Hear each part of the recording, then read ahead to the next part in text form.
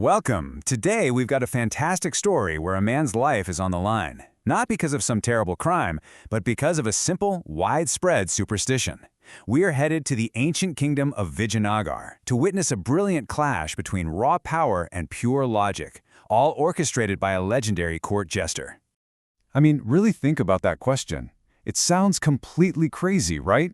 But for one poor man in our story, this was his terrifying reality.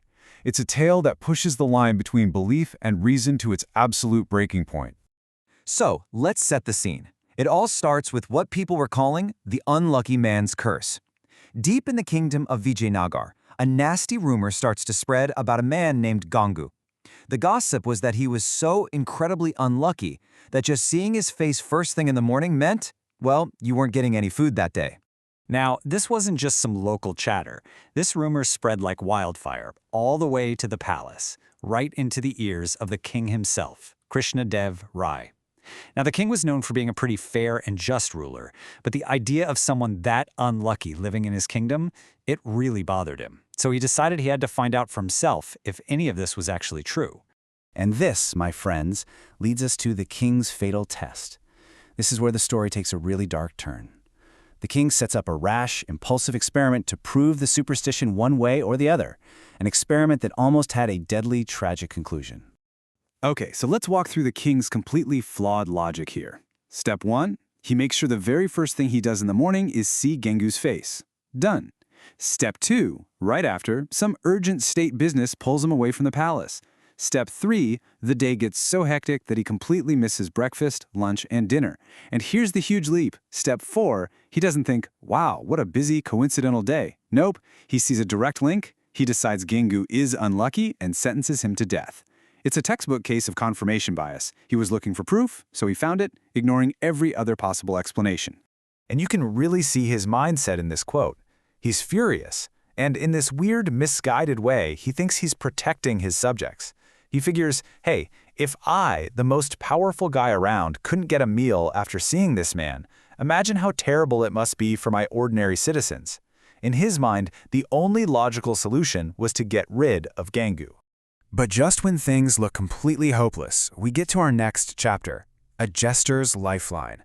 News of this insane sentence spreads through the court and reaches the one and only Tenali Ram, the brilliant court jester. He instantly sees the terrible injustice, but he's also smart enough to know that just arguing with an angry king is a fool's errand. No, he needed a much cleverer plan, one that would use the king's own twisted logic against him. So, Tenali Ram rushes down to the prison. He finds Gangu totally defeated, but instead of offering some empty words of comfort, he gives him a weapon, a single, powerful idea. He whispers a very specific argument for Gangu to use when the guards ask for his final wish. This was it, Gangu's one and only shot. All right, the day of the execution arrives. The stage is set, Gangu is about to be hanged, and we come to the part of our story called The Unluckiest Man in the Kingdom. As is the tradition, he's asked if he has a final wish. The guards are probably expecting him to ask for a final meal or to see his family. They are not prepared for what's about to happen. Gangu plays it perfectly, just like Tenali Ram told him to. He doesn't beg for his life, he doesn't cry for mercy. Instead, he says he has something incredibly important to tell the king, and that sharing this secret is his final wish. The king, his curiosity piqued, agrees and comes to see him. So there they are, face to face, the condemned and the condemner. And Gangu makes this incredible declaration. He tells the king, I may be unlucky, but there's someone in this kingdom who is way unluckier than I am. And he argues that true justice would mean punishing that person first. You can just imagine the king, completely stunned by this audacity, demanding to know who this person is. And boom, there it is, the bombshell. In front of the entire court, a man just moments from death points at the king and accuses him of being the unluckiest man in the land. The king is absolutely furious, thinking Gangu is just mocking him before he dies. But Gangu stays calm and simply asks for a chance to explain himself. And here is the absolute genius of Tenali Ram's plan, delivered perfectly by Gangu. He lays out this flawless, inescapable logic. He says, Your Majesty, let's just compare our mornings. You saw my face, and what happened? You missed a few meals for one day. A bad day, for sure, but I saw your face, and I'm about to lose my life. And then he delivers the killer question. So, Your Majesty, whose face is truly the unluckier one to see? And right there, in that one moment, we have the king's lesson. It's like a bolt of lightning.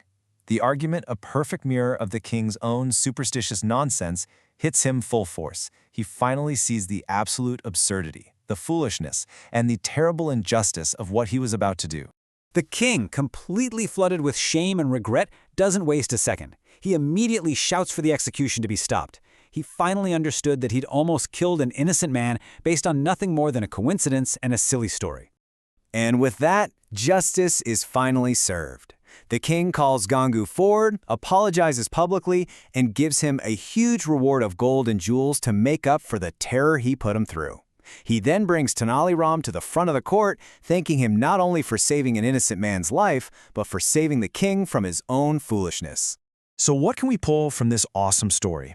Well, first off, it's pretty clear that letting superstitions guide your decisions can lead to huge injustices. Second, it shows us that clear, simple logic is the ultimate weapon against that kind of flawed thinking. It also reminds us how important it is to question our own assumptions before we jump to conclusions. And maybe most importantly, it proves that a sharp mind and a bit of wit can be even more powerful than a king's command. And that brings us to a final question for you. This might be an old story, but that central conflict, superstition versus logic, is absolutely timeless. How often do we do this in our own lives?